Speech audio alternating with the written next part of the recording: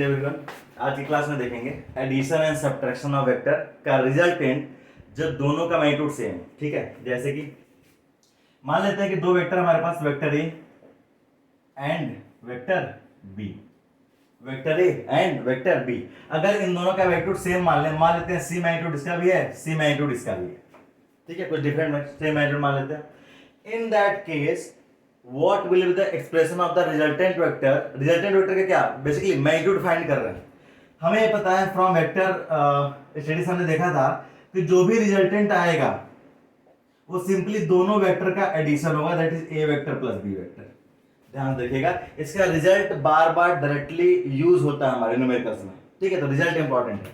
जब दो वेक्टर का आप ऐड कर रहे हैं और जब दोनों का मैग्नीट्यूड सेम है और इनके बीच का एंगल कितना है, थीटा है, थीटा है। तो ये जो मैग्नीट्यूड हम लिखते हैं ना, R is equal to square root में ए स्क्वायर, मतलब मैग्नीट्यूड ए वेक्टर के मैग्नीट्यूड का स्क्वायर, ठीक है, और बी वेक्टर के मैग्नीट्यूड का स्क्वायर। ये जो मैग्नीट्यूड इसका दिया ऐसे लिख लेते हैं, magnitude of A is simply equal to C, उसी तरह magnitude of B simply equal to C. तो magnitude B square plus vector A का मैग्नीट्यूड 2 इंटू वेक्टर ए का मैग्नीट्यूड और इंटू वेक्टर बी का मैग्नीट्यूड इंटू कॉस थीटा। देखिएगा, इन दोनों का मैग्नीट्यूड सेम है जिसे c हमने माना है। तो अगर मैं इसको लिखूं तो क्या लिख सकता हूं, स्क्वायर रूट में c square plus 2c into C cos theta. c square plus c square, अगर इसको एडजस्ट किया तो ये हो जाएगा 2c square plus 2c square cos theta. 2c square common ले लीजिए, ब्रैकेट में आएगा 1 प्लस कॉस थीटा। ठीक, इसमें एक ट्रिग्नोमेट्रिक फंक्शन का बहुत इंपॉर्टेंट रोल प्ले है। आप लोग इसको एक बार डिराइव करने की कोशिश करना, क्या डिराइव हो पा रहा है कि नहीं। मैक्सिमम लोगों से हो जाएगा, अगर नहीं हो पाता है बताइएगा, इसको नेक्स्ट क्लास में डिराइव कर देंगे। दो फॉर्मूले जो बार बार सामने आएंगे वो ये है कि 1 प्लस कॉस थीटा को हम लिख सकते हैं 2 कॉस स्क्वायर थीटा बाई 2, और 1 माइनस कॉस थीटा को हम लिख सकते हैं 2 sine square theta by 2।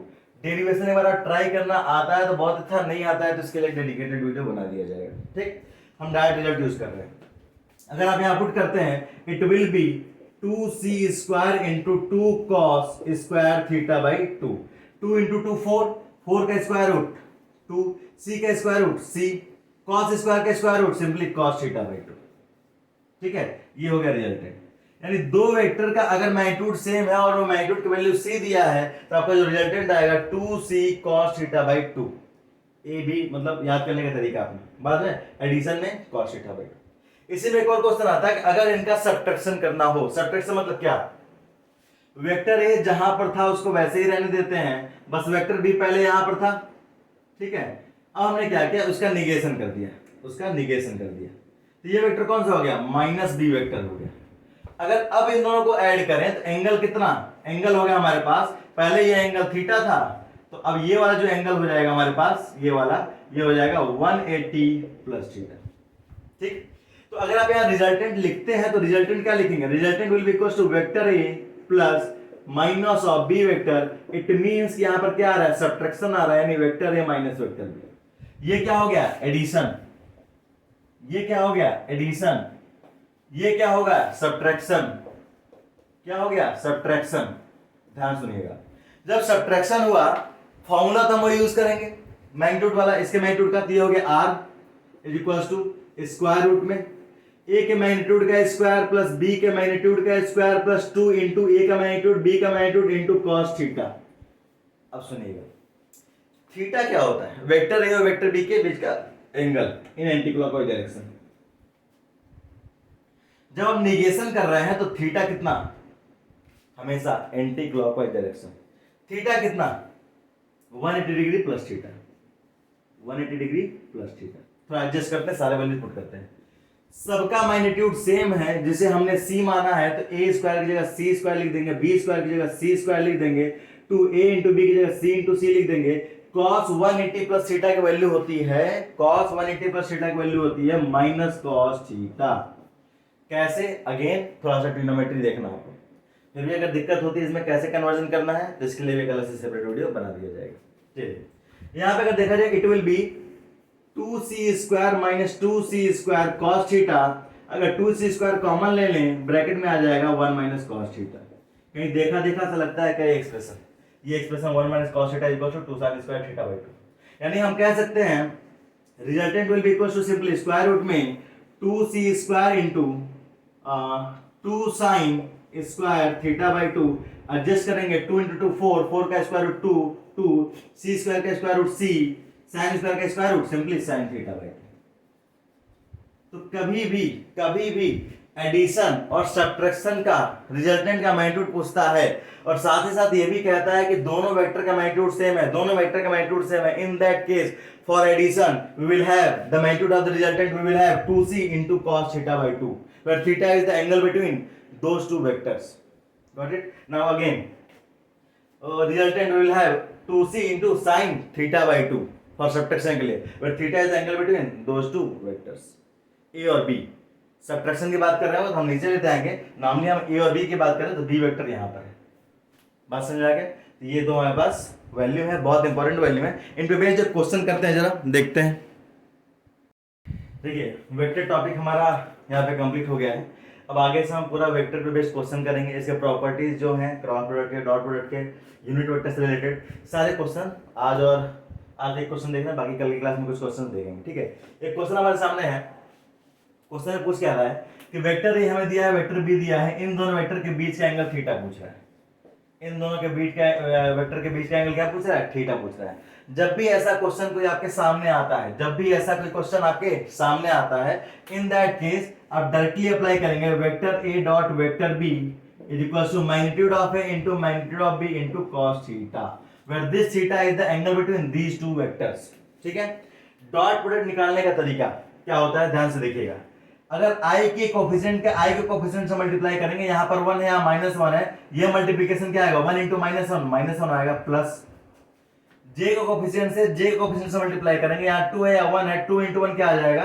2, plus k के कोफिशिएंट से मल्टीप्लाई करेंगे, यहाँ -1 है या -2 है, तो -1 into -2 क्या आ जाएगा? 2 आ जाएगा। तो a डॉट b निकालना super easy, is equals to हमें चाहिए magnitude of A, magnitude of B. Magnitude कैसे फाइंड करते हैं जरा उसको देखिएगा। Magnitude of A simple letter से डिपेंड, इसको लिखते हैं हम लोग। ठीक है ना, कैसे निकालते हैं? तो स्क्वायर रूट पहले लगाएंगे, फिर क्या करेंगे? i के कोफिशिएंट का स्क्वायर, तो यहाँ पर i का कोफिशिएंट क्या है? 1, तो 1 का स्क्वायर, प्लस j के कोफिशिएंट का स्क्वायर, यहाँ पे j का कोफिशिएंट क्या है? 2, तो 2 का स्क्वायर, प्लस k के कोफिशिएंट का स्क्वायर, यहाँ k का कोफिशिएंट क्या है? -1, तो -1 का स्क्वायर। एडजस्ट अगर करेंगे तो 1 का स्क्वायर 1, 2 का स्क्वायर 4, -1 का स्क्वायर 1, इट विल बी 4 + 1 5 + 1 6 √6, यानी मैग्नीट्यूड ऑफ ए क्या आ गया? √6 आ गया। नेक्स्ट, अगर b के मैग्नीट्यूड की बात किया इन द सेम मैनर में आगे प्रोसीड करना है। ठीक है, i का कोफिशिएंट क्या है? -1 है, तो -1 का स्क्वायर, प्लस g का कोफिशिएंट क्या है? +1 है, तो +1 का स्क्वायर, प्लस k का कोफिशिएंट क्या है? -2, तो -2 का स्क्वायर। सिंपल सा बेसिक रूल है, ये अप्लाई करेंगे। ठीक है, is equals to square root -1 का स्क्वायर 1, 1 का स्क्वायर 1, -2 का square 4, 4 + 1 it will be 5, so b will be equals to 6, b will be equals to √6। So magnitude of a simply √6, magnitude of b simply √6 cos theta. 2 + 2 4, 4 - 1 3, √6 into √6 will gives us 6 cos theta. So cos theta will be equals to simply 3/6. It will be simply 1/2. And for what theta? Cos theta will gives us 1/2. We all know that is theta is equals to 60 degree. That is theta is equals to 60 degree. Any doubt? Basic question. ठीक है, जब भी angle वाले question पूछे हमेशा यही apply करना है, और आप और भी क्वेश्चन की प्रैक्टिस करते रहिए घर पे। ठीक है, और भी क्वेश्चन की प्रैक्टिस करते रहेंगे, कमांड बनेगा इस पे। जैसे कि एक क्वेश्चन और उसको देखते हैं जरा। देखिए नेक्स्ट क्वेश्चन, ऐसे क्वेश्चन बार बार रिपीट होता है एग्जाम में। पूछ क्या रहा है? हमें वेक्टर ए दिया है 5i cap + 7j cap - 3k cap, vector B दिया है 2i cap + 2j cap - alpha k cap. एक कंडीशन साथ में हमें दिया है, कह रहा है कि vector A and vector B are mutually perpendicular to each other, अगर ये दोनों एक दूसरे के परपेंडिकुलर है तो इनके बीच का एंगल क्या होगा? 90 डिग्री। क्या होगा? 90 डिग्री। या तो आपसे बोलेंगे mutually perpendicular to each other, या तो बोलेंगे कि एक दूसरे के ऑर्थोगोनल हैं। तो दोनों वर्ड यूज करें, परपेंडिकुलर तो समझ आ ही जाएगा। ऑर्थोगोनल में थीटा 90 लेंगे विदाउट एनी डाउट। बात समझ में आ गया। उसके बाद से पूछ रहा है then what is the value of alpha, then what is the value of alpha. Again जब भी ऐसा परपेंडिकुलर बोले या ऑर्थोगोनल बोले, जब भी ऐसा कोई रिलेशन आता है, जब भी always use dot product of the vectors, so it will be simply A B cos theta. ऐसा क्यों कह रहे हैं जरा ध्यान से देखिएगा, ऐसा इसलिए कह रहे हैं जब भी परपेंडिकुलर होगा या ऑर्थोगोनल होगा तो थीटा 90 होगा। जब थीटा 90 होगा, अगर मैं यहां पर पुट करूं vector A dot vector B magnitude of A magnitude of B into cos 90 degree, what is the value of cos 90, what is the value of cos 90, cos 90 की वैल्यू क्या होगी 0। अगर ये 0 हो गया, ये पूरा प्रोडक्ट भी 0 हो जाएगा, then simply a dot b will be equals to 0। और हमें a डॉट b निकालना तो बचपन से ही आता है, क्यों, i का कोफिशिएंट से i का कोफिशिएंट मल्टीप्लिकेशन 5 into 2 10, 7 का इससे प्लस 7 into 14 प्लस और -3 का माइनस अल्फा से, so -3 into minus alpha simply 3 alpha is equals to 0। अरे आता है कि नहीं आता है, बात समझ में आ गया।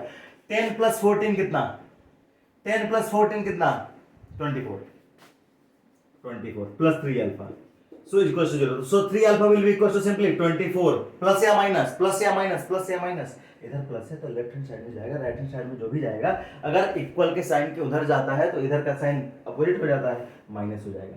अब डिवीजन करेंगे तो अल्फा की वैल्यू -8, परफेक्ट आंसर। एग्जाम में पूछा था, बेसिक सा बच्चों वाला क्वेश्चन, नर्सरी लेवल का, कर लेंगे कोई दिक्कत नहीं, ठीक है। नेक्स्ट क्लास में भी इसके आगे क्वेश्चन सॉल्व करेंगे, वेक्टर के 2-3-4 क्वेश्चन और ट्राई किया जाएगा, एक बार इस पर हल्का सा ग्रिप मिल जाता है, फिर आगे हम प्रोजेक्ट की तरफ बढ़ेंगे। बस सुन लगे, तब तक के लिए जय हिंद।